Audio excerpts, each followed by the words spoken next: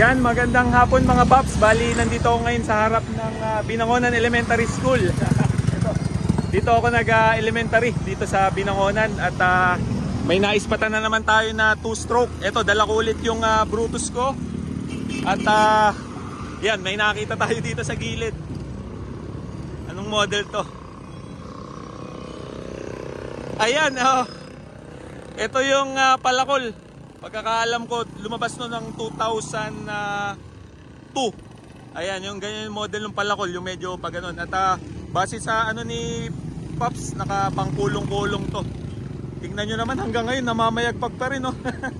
Talagang dito talaga umahanga sa 2-stroke, lalong-lalo na sa Brutus, tsaka sa HD3. Tingnan nyo naman, ilang taon na hanggang ngayon namamayagpag pa rin. At napakatibay. Kaya nga tinawag natin na Kawasaki HD3.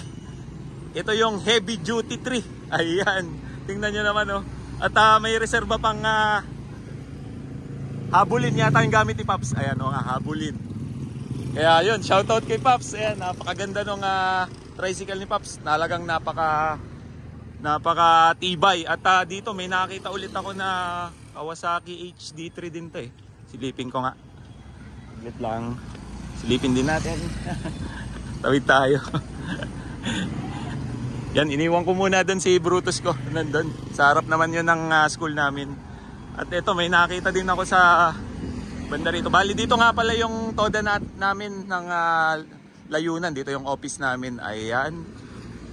At meron din ako nakita dito. Ayan, ito naman ay Senki. Bali, lumabas ito ng pagkakaalam ko 1998, 99, ayan, ganyan yung model ng Senki. Tingnan nyo naman, oh. Hanggang ngayon namamayagpag pa rin. Grabe, nakakatuwa. Nakakatuwa makakita ng Senki. Ayan, ganyan ang tricycle sa amin dito sa Rizal. At alam ko, meron din ako nakita pa dito na ano, HD3. Talagang sobrang solid talaga ng mga taga Binangonan kasi mahilig kami sa HD3. Hanggang ngayon, hindi pa rin nawawala yung 2-stroke. Ayan, oh, may dumating pa rin na 2-stroke. Ayun, si Pops. Ayan, ito, may nakita ulit ako dito na ano to? Olympic naman. Ayan, makinis, naka-setup. Bali, parang Rizal concept yung ano ni Pops.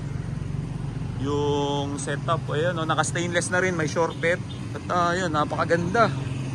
Quality. Napakahilig namin dito sa 2-stroke. Kasi yan yung isa sa iniingatan namin dito sa Binangonan. At ito, meron pa ako nakitang isa na ano to? Ito mas matanda. Parang mga 90s to, parang ang pagkakaalam ko dito, ito yung kulog. Ayun, nakakatuwa, oh. Kulong-kulong. Talagang ano, napakatibay ng HD3, ano. Ayan, ayan yung mga HD3 dito sa amin sa Binangonan, mga Pops. At nakakatuwa kasi hanggang ngayon nakakita pa rin ako ng mga ganitong motor, 2-stroke. Ayan, may dumating ulit na 2-stroke, may dumaan. Marami pa rin 2-stroke dito sa amin sa Binangonan. At ayun, pag may nakita tayo na HD3 tsaka Brutus, talagang i-spatan natin, sinishare natin kasi ito yung talagang pinakang legendary na motorcycle sa atin dito sa Binangonan.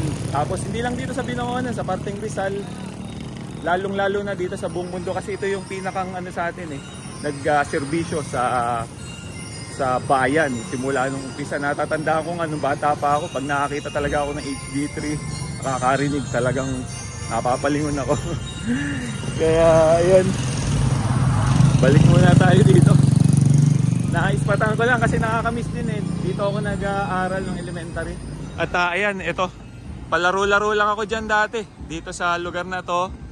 Ito kasi yung pinakang sentro ng namin dito, ng eskwelahan. Central ito, Binangonan Elementary School. At nung time na yon, natatandaan ko itong lugar na to, talagang puro HD3 na tricycle yung mga nakahilera dyan. Kaya pagka may dumaan talaga na HD3, talaga napapalingon kami.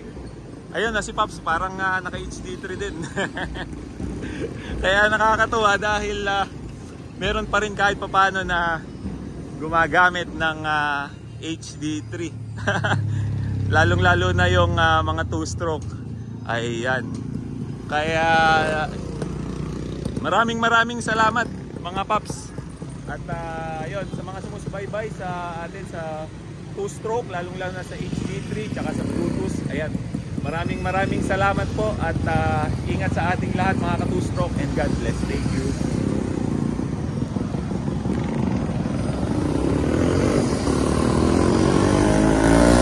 Oh, ayun pala yung may-ari.